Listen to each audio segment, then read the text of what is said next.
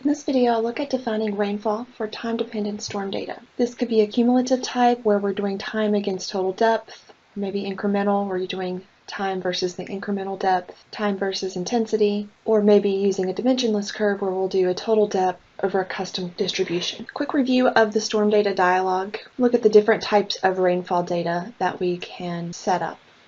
So the first two, time depth and time intensity, those are going to be used with Civil Storm, whereas the rainfall data shown in red is going to be used with the StormCAD solver.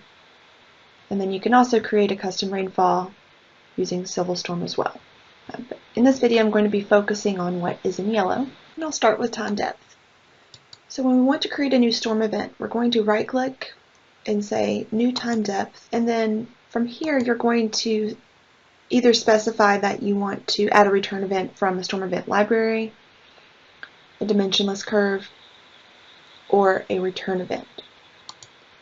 If we choose library, then it's going to point us to the XML information that's inside of that storm event library folder.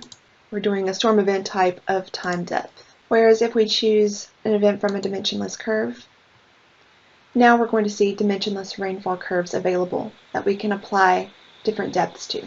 Now with the install of OpenRoads, we do get some default rainfall curves available.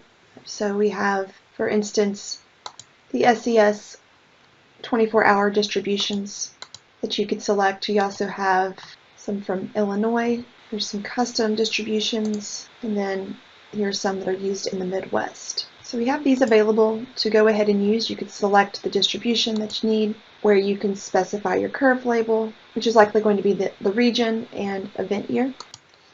And then you'll type in the event, choose whether or not you're putting in an incremental depth or cumulative depth. And then in the depth settings, you're going to specify what that new depth is going to be.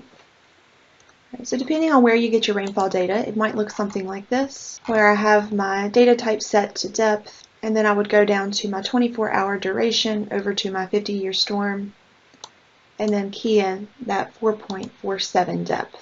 And then that would apply that depth over that dimensionless curve, where my time is going to start at 0 minutes and then go to 24 hours, and then my depth is going to be applied to that curve up to the 4.5 inches that I entered in.